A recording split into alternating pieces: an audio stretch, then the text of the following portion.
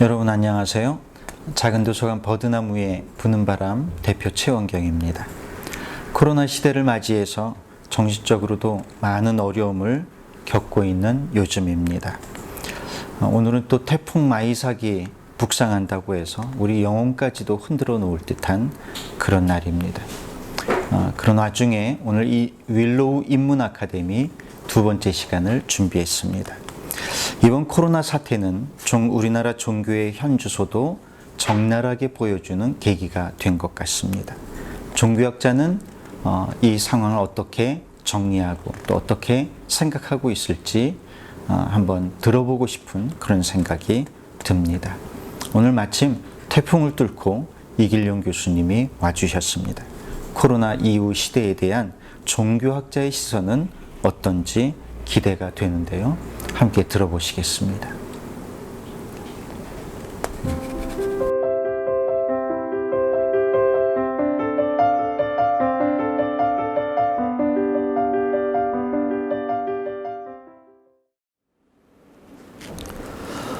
안녕하세요. 오늘 강연을 하게 될 서울신학대학교에서 종교학과 성교학을 가르치고 있는 이길용이라고 합니다. 특별히 오늘 여러분과 함께 나눌 주제는 큰 타이틀은 종교학자의 눈으로 바라본 세상 1, 2 두 번에 걸쳐서 강연을 하게 되고요. 오늘은 그 첫 번째 시간으로 온라인 시대의 종교에 대해서 살펴보고자 합니다. 코로나19 때문에 온라인 시대가 강압적으로 우리 앞에 도래했죠. 전에는 온라인 시대가 뭐 있긴 있는데 그렇게 실감하고 있지 않다가 요즘은 다 비대면이 어떠니 접촉하지 않는 언택트가 콩글리시라고 얘기를 하는데 아무튼 접촉하지 않는 것을 강조하다 보니까 자연스럽게 온라인 시대가 우리 앞에 침범해 왔습니다. 그 말이 맞는 것 같아요. 우리가 끌고 온 게 아니라 갑자기 닥쳐갖고 강압적으로 온라인 시대를 살 수밖에 없는 환경이 되었으니까. 코로나 때문에 많은 것들이 바뀌고 있습니다.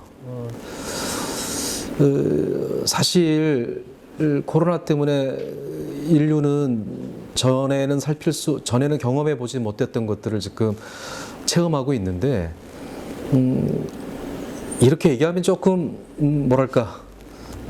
섣부른 혹은 거칠은 주장일 수 있겠지만, 제가 바라볼 때 코로나19는 당할만 할 때 혹은 견딜만 할 때 온 것은 아닌가 싶은 생각이 듭니다. 그러니까 이걸 한 100년 전으로 돌린다면 끔찍한 일이 벌어지겠죠. 우리가 바이러스의 정체도 잘 모르고 그래서 치료할 수 있는 공공의료 시스템도 정비되지 못했을 때 이렇게 전염력이 강한 감염병이 인류에게 들어왔을 땐 지금 뭐 전 세계적으로 몇십만 명 죽은 거 정도는 아니죠. 몇십만 명 정도 혹은 몇천만 명이 감염되고 그러고 있는데 그 숫자는 아마 기하급수적으로 커졌을 가능성이 큽니다.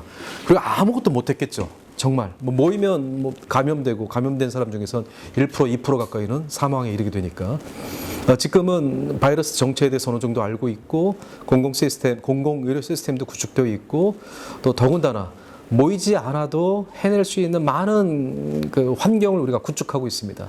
그 가장 그 환경의 정점에 있는 것이 바로 온라인 사이버 공간이라고 볼 수 있겠죠.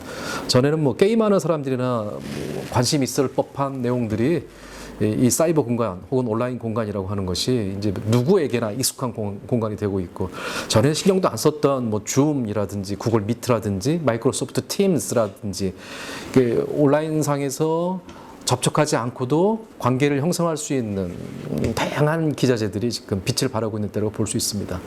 그 덕분에 우리는 온라인 시대를 통해서 코로나19가 엄습해 온 이 척박한 환경 내에서도 나름대로 사회적 관계망을 형성할 수 있는 기계적 환경을 갖췄다고 볼 수 있습니다. 그건 21세기 인류가 갖고 있는 또 다른 희망이라고 볼 수 있어요. 근데 문제는 전에 겪어보지 못했던 것들을 겪고 있는 상황이기 때문에 앞으로 이 부분을 어떻게 긍정적인 방향으로 끌고 나갈지는 이제 우리 인류의 과제요, 숙제라고 볼 수 있습니다.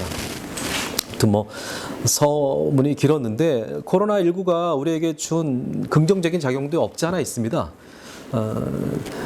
가장 첫 번째인 것들은 익명으로부터 이제 실명으로의 전환이라고 볼 수 있겠죠. 현대사의 가장 큰 특징은 매스미디어를 비롯해서 다량의 엄청난 대중의 많은 사람들의 그 정보, 많은 사람들이 서로 정보를 서로 공유하는 그런 사회이다 보니까 개개인들이 실존적 인간으로서 실명을 갖고 관계를 맺기보다는 익명으로 만날 때가 많이 있습니다. 생각해 보세요.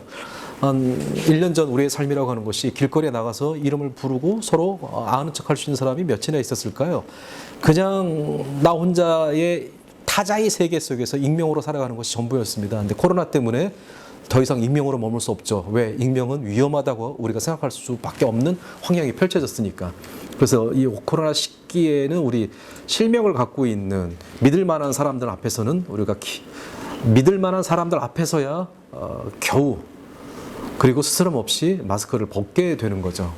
그 점에서 우리가 익명의 시대에서 실명의 시대로 전환하는 것이 이 코로나 시대라고 볼 수 있습니다. 그런 점에서 코로나가 우리에게 주는 또 다른 인문학적 그 성찰, 그 부분에 대해서도 우리가 예민하게 받아들여야 되지 않은가 싶은 생각이 듭니다. 그런 점에서 오늘은 첫 번째 시간으로 그 코로나 때문에 엄습해 들어온 온라인 시대에 종교는 어떤 모습을 하고 있는가 또 있을 것인가를 한번 문화적으로 그리고 역사적으로 사회적으로 한번 살펴보고자 합니다. 코로나19가 있기 전부터 기계적으로 사이버 공간과 온라인 시대가 확산되면서 그 온라인 세계의 사이버 공간에 종교 활동을 하고자 하는 많은 시도가 있었습니다.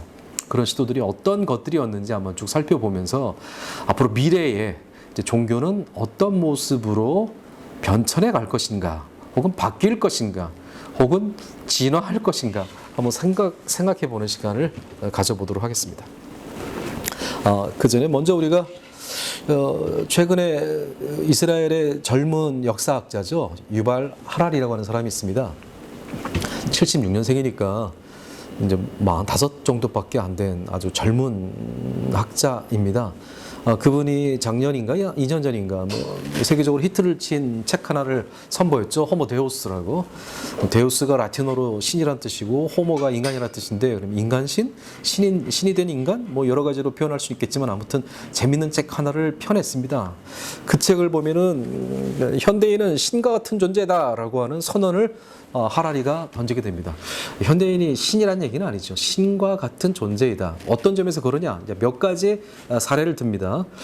현대인들은 생명체를 생성한다. 뭐 다양한 유전자 조합을 통해서 전에 없던 생명체들을 우리가 만들어내기도 하죠. 예. 뭐 특히 식물 쪽에서 동물들도 이제 복제까지 하고 뭐 그러는 그 결과물들 내놓고도 있지만, 식물 같은 경우에는 더 많은 유전자 조합을 통해서 예를 들어 뭐 수박과 토마토를 합해서 뭐 수박만한 토마토를 만든다든지 뭐 이런 형태의 생명체를 조작하는 일을 하게 되죠. 이런 것은 전에 인간으로서는 생각할 수도 없는 일이었다고 볼 수 있습니다. 또 모습을 자유롭게 바꿀 수 있죠. 요즘 뭐 의료 대란이라고 부르는데 이제 그 중에 하나가 반드시 필요하지만은 잘 안 가는 과들, 그러니까 힘은 많이 들고 그 버리는 시원찮은 전공들 같은 경우에는 이제 의료인들이 좀 기피한다고 하잖아요. 그 의료인들이 선호하는 그 전공 중에 하나가 이제 성형외과입니다. 성형외과의 가장 큰 특징이 바로 모습을 자유자재로 자유롭게 바꿀 수 있다는 이야기죠. 심지어 요즘 성까지 바꾸는, 남성을 여성으로, 여성을 남성으로 바꾸는 일까지 인간들이 하고 있단 말이에요. 전에는 이런 것들은 그리스 로마 신화에서나 나올 법한 이야기였죠. 네, 지금 현실로 벌어지고 있습니다. 제 이야기가 아니라 유발 하라리의 호모 데우스라는 책에 나오는 그 지적들입니다. 또 날씨를 조작할 수 있어요. 물론 뭐 신화에서 나오는 것처럼 자유자재로 뭐 활짝 갠 하늘에서 뭐 벼락을 떨어지게 하고 뭐 천둥을 치게 하고 비가 내리게 하는 정도는 아니지만, 어느 정도 날씨의 변화를 가미할 수 있을 정도의 과학 기술 정도까지는 인류가 지금 현생 인류가 확보를 했다고 볼 수 있습니다. 또 순식간에 먼 거리를 이동합니다. 생각을 해보세요. 옛날 같은 경우에 한 30년, 40년 전만 해도 서울에서 부산 가는 거 참 어려운 일이죠. 요즘은 서울, 부산, KTX 타면 뭐 2시간 40분이면 갑니다. 또 뭐 넌스톱으로 가는 걸 타면 2시간 남짓이면 갈 수 있고, 비행기 타면 1시간도 안 걸려요. 50분이면 가는 것이 서울과 부산입니다. 그보다 더 빠른 지금은 잘 운행되고 있지는 않지만 유럽에서 만든 콩코드 같은 거 따지면 뭐 30분, 20분이면 갈 수 있는 거리입니다. 이거는 옛날로 따지면은 뭐예요? 손오공이 군도를 타고 뭐 하늘을 날아다니는 것과 다를 바가 없죠. 그리스 로마의 신들이 순간 이동을 통해서 장소를 바꾸는 것과 다를 바 없을 정도로 100년 전 사람들에 비해서는 너무도 빨리 세계를 오가는 것이 현대 인류라고 볼 수 있습니다. 또한 목소리를 높이지 않고도 먼 거리 사람들과 소통할 수 있죠.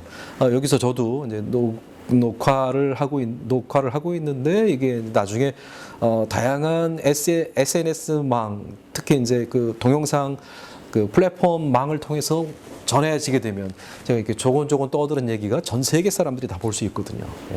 전 세계뿐만 아니라 뭐 우주에 나간 사람도 인터넷만 가능하다면 충분히 볼 수 있습니다. 그리고 또 한 가지 가장 큰 특징 중에 하나, 웬만한 질병에는 잘 죽지 않습니다. 제가 서두에 말씀드렸던 것처럼 코로나19가 21세기에 터졌기에 어느 정도 핸들링이 되고 어느 정도 컨트롤이 되는 거죠. 100년 전, 200년 전만 해도 끔찍한 일이 벌어질 겁니다. 참고로 14세기, 15세기 한 1, 200년에 걸쳐서 서서히는 아니지만 1, 200년에 걸쳐서 유럽 사회를 지배했던, 유럽 사회에 만연했던 페스트, 흑사병 같은 경우에는 뭐 기록에 따라 좀 다르긴 하지만 완벽하고 깨끗한 기록은 나오고 있지는 않지만 추정컨대 그 당시 유럽 인구의 3분의 1을 뭐 한 2,700만, 뭐 2,500만, 뭐 1,700만, 1,500만 정도 얘기하는데 한 2천만 명 이상의 목숨을 잃었다는 것이 역사의 그 전언입니다. 아까 제가 말씀드렸죠. 100년 전에만 해도 만약 코로나19 같은 것이 전 세계적으로 유행을 했다면 그 피해는 우리가 상상하는 것 이상이었을 거라고 볼 수 있습니다. 근데 지금은 인류가 어느 정도 컨트롤을 하고 있죠.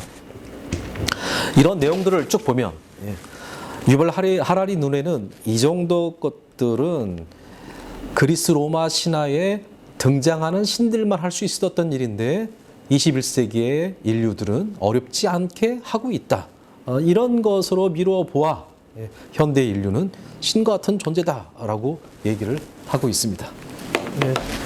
그래서 인류는 유발 하라리의 얘기를 통해 본다면 기아와 역병으로부터 스스로를 해방시켰다라고 얘기를 합니다.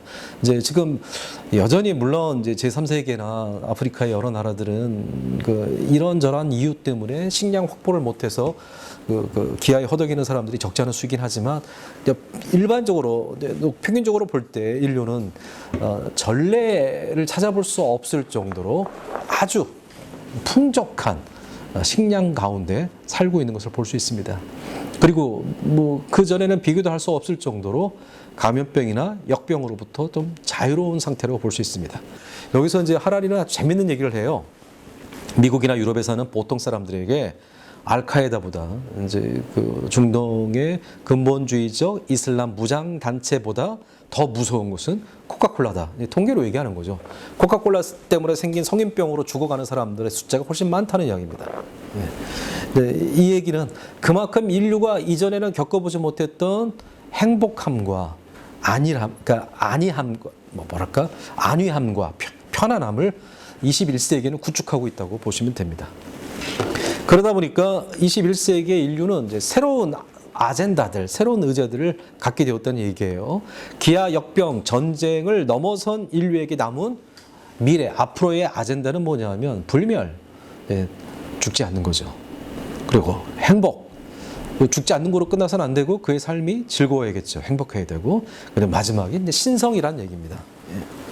그러면서 이런 말을 해요. 예컨대 역사 속 신들은 생명체를 설계하고 창조하는 능력, 변신 능력, 환경과 날씨를 통제하는 능력, 마음을 읽고 원거리에서 의사소통하는 능력, 초고속으로 움직이는 능력, 그리고 죽음을 피하고 영원히 사는 능력을 갖춘 존재였다. 그러니까 이제 그리스 로마 신화를 비롯한 다양한 문화권의 신화 속에서 등장하는 신들의 모습은 아까 제가 말씀드렸던 그런 것들이었죠. 생명체를 설계하고 창조하고 모양을 바꾸고 환경과 날씨를 통제하고 마음을 읽고 원거리에서 의사소통을 하고 초고속으로 빠른 속도로 움직이는 능력, 죽음을 피하고 영원히 사는 존재가 신이었다라고 본다면 21세기 인류는 그러한 전에 우리의 선조들이 꿈꿨던 신의 모습에 매우 가까이 갔다는 얘기를 하게 됩니다. 그래서 이제 인류는 이제 지혜의 존재, 지혜의 인간, 호모 사피엔스가 아니라 호모 데우스로 불려야 한다고 얘기를 하게 됩니다. 그러면서 인간이 신성으로 다가가는 하나의 뭐랄까요, 이 다리로 데이터교라고 하는 것을 얘기를 합니다. 인간의 그러니까 신이라고 하는 것이 갖고 있는 고유한 특징 중에 하나가 전지전능이거든요. 전지전능이라고 하는 것은 모든 것을 알고 있고 모든 것을 할 수 있다는 얘기죠. 인간이 많은 것을 하고 있지만 부족한 것 중에 하나가 이제 지적 능력의 제약입니다.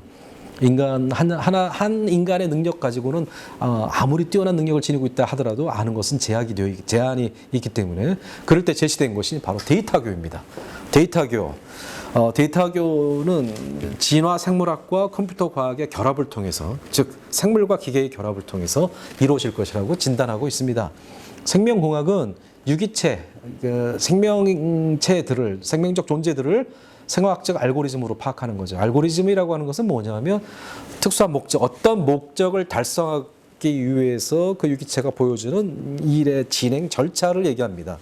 어떤 사안을 풀고 하는 것이 순차적으로 진행되는데 그 진행을 알고리즘으로 보는데 우리가 갖고 있는 알고리즘이나 이 기계가 갖고 있는 알고리즘이나 전자 알고리즘이나 크게 차이가 없다는 이야기죠. 그러니까 달라진 것은 유기체이냐 무기체이냐, 유기체이냐 무기물이냐, 유기물이냐 무기물이냐, 생명체이냐 기계이냐 요 차이일 뿐이지 이 두 가지가 작동한다는 점에서는 크게 알고리즘이라고 하는 차원에서는 다를 바가 없다고 보는 겁니다. 이런 분야를 이제 연구하는 학문이 이제 사이버네틱스라고 하는 분야인데 뭐 오늘 거기까지 얘기할 필요는 없을 것 같고요. 유발 하라리를 비롯한 많은 미래학자들은 앞으로 인간의 이쪽 컴퓨터 쪽에 그 기술이 발달하게 되면 이 생명체가 갖고 있는 알고리즘과 컴퓨터 과학에 대한 알고리즘이 서로 결합함을 통해서 서로의 한계와 제약들을 극복하는 길이 열릴 것이다라고 이제 진단을 하고 있습니다. 그러면 어떤 일이 벌어지느냐?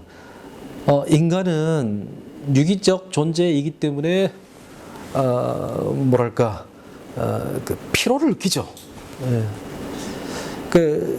24시간 풀 가동할 수가 없습니다. 먹지 않고는 또 일을 할 수가 없어요. 적당한 시간에 브레이크를 쉬면서 먹고 마시고 때로는 잠을 자줘야 인간은 정상적인 활동을 할 수 있습니다. 기계는요, 에너지원만 공급되면 켜서 끌 때까지 24시간 365일 풀 가동할 수 있습니다. 비슷한 능력이라 하더라도 인간과 기계가 비슷한 지적 능력을 지녔다 하더라도 이제 그 능력을 끌고 나가는 에너지의 쓰임의 그 기간에서 벌써 큰 차이가 나타나고 그것의 효율성 때문에 큰 차이가 나타나기 때문에 결국 인간의 그 지적 능력보다 기계 지능, 즉 인공지능이 인간이 갖고 있는 능력을 훨씬 뛰어넘을 것이라고 진단하게 됩니다.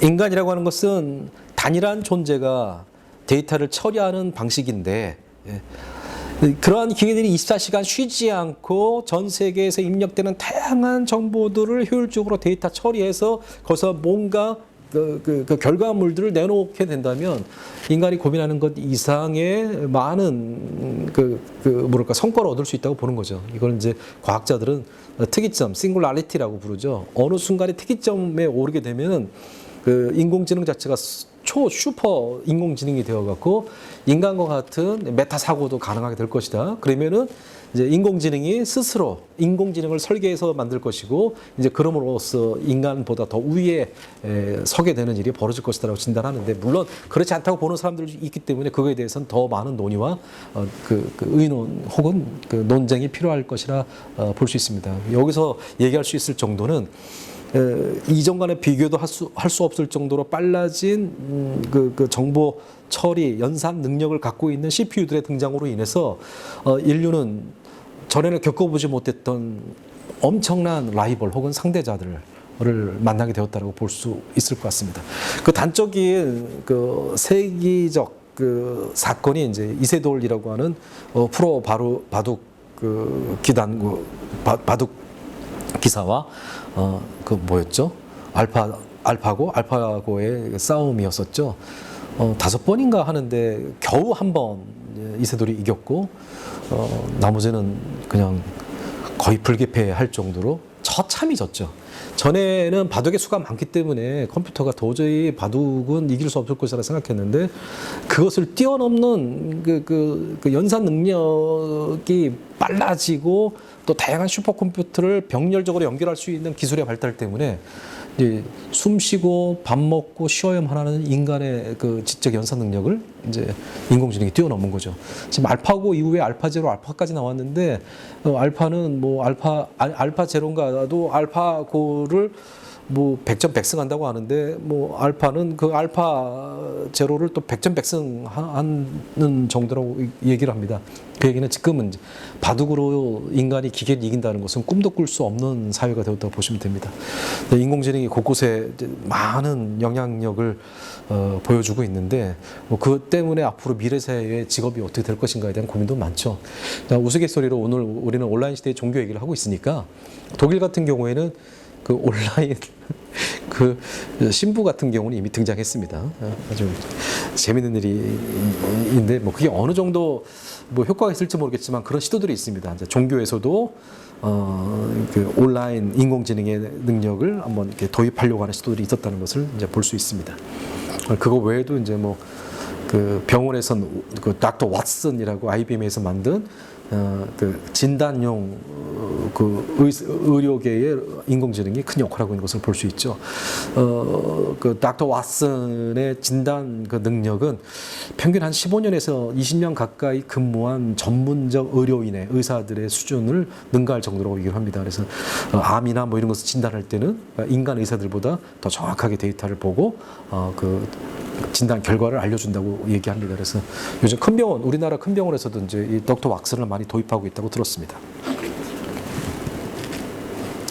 그 데이터 교의 그 계명은 유월 하라리가 보고 있는 것은 가능한 한 많은 매체와 연결해 가능한 한 많은 정보를 생산하고 소비함으로써 데이터의 흐름을 극대화하라.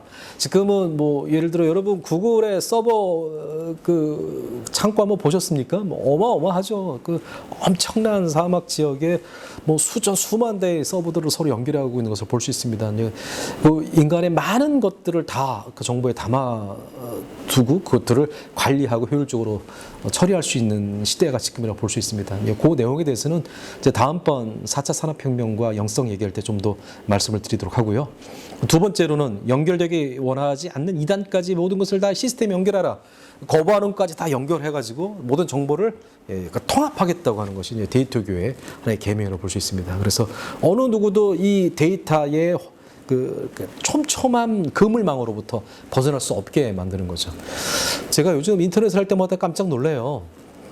그 온라인 쇼핑에서 물건 하나 샀다가 구글한테 끝까지 끌려다닙니다. 제가 요즘 이제 그 의자를 하나 봤는데 최근에 의자 하나를 이렇게 주문을 했어요. 집에 의자 하나가 오래돼가지고 삐걱삐걱 거려가지고 그 컴퓨터 책상용 의자를 하나 딱 검색을 해서 주문을 했는데 그 다음부터 제가 인터넷에 들어가서 뭔가 서핑할 때마다 구글 광고가 뜰 때마다 의자가 떠요. 또 의자를 살 때까지 이제 제 IP가 계속 추적당하고 있는 거죠. 원하든 원치 않든 간에. 또 이제 저도 이제 스마트폰을 갖고 다니는데 이 스마트폰에 GPS를 키건 뭐 안 키건 간에 제가 온라인상에 접속하는 순간 제 모든 일거수일투족이 다 그 구글이나 삼성이나 애플 쪽으로 가고 있는 거죠. 그 수로 따져보십시오. 세계적으로 구글, 안드로이드를 쓰고 있는 사람의 숫자를 한번 따져보세요. 그리고 애플을 쓰고 있는 사람들의 숫자를 따져보세요. 그 모든 것이 정보가 다 그쪽으로 가고 있다는 것. 이 하라리가 얘기했던 데이터 교는 이미 시작됐다고 볼 수 있습니다. 그 사람들은 그 통계의 빅데이터의 그 결과물을 믿지 다른 어떤 대상을 믿으려고 들지는 않을 거예요. 보다 더 정확하게 그 사람의 행동 거지를 그 데이터들이 증명한다고 보고 있기 때문에.